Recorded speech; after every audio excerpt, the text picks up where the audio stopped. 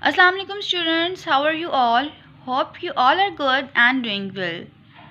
So students, today is the third lecture of our first chapter science skills. Up till now we have studied about science, laboratory safety and taking measurements.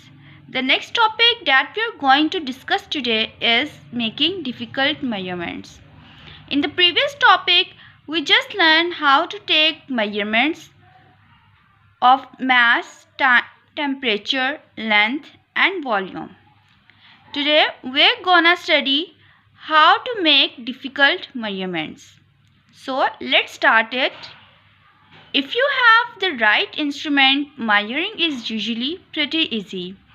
However, sometimes things can be little more difficult to measure and need thinking about it.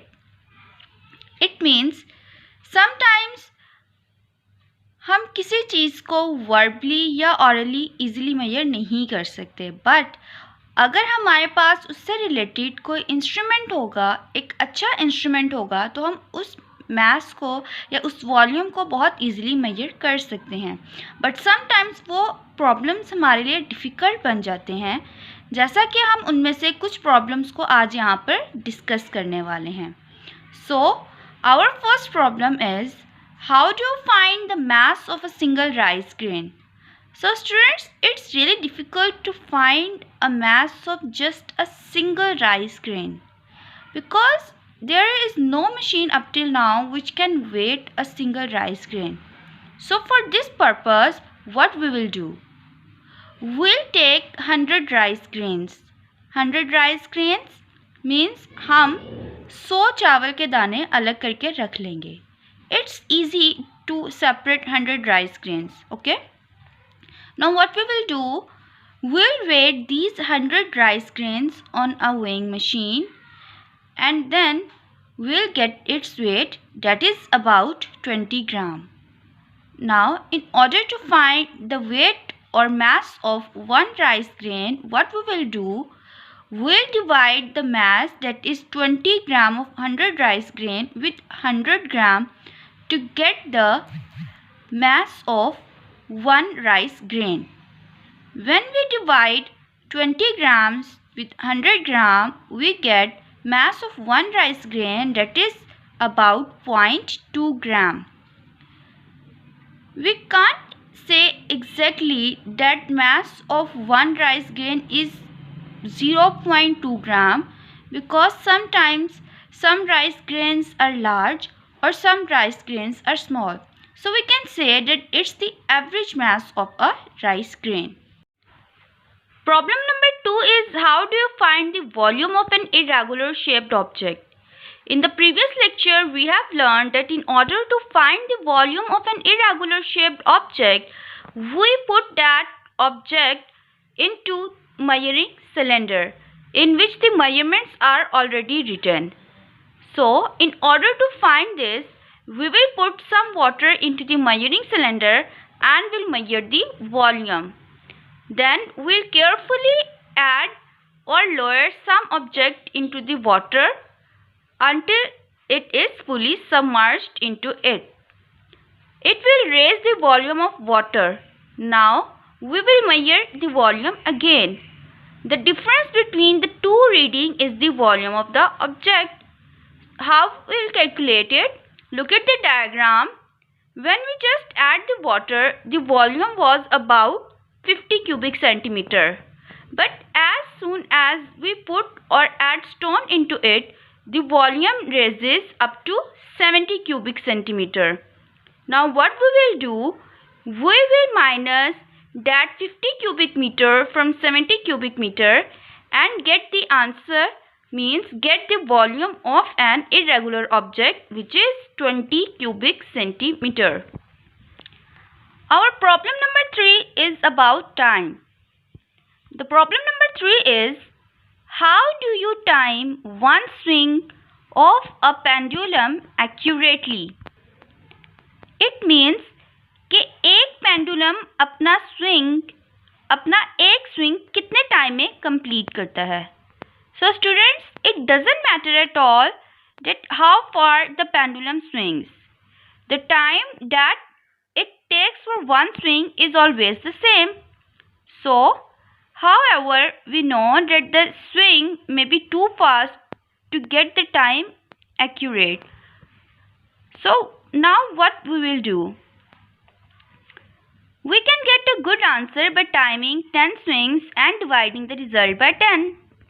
Now, the question is that how we will time the 10 swings. So, for this purpose, we have a stopwatch. Okay.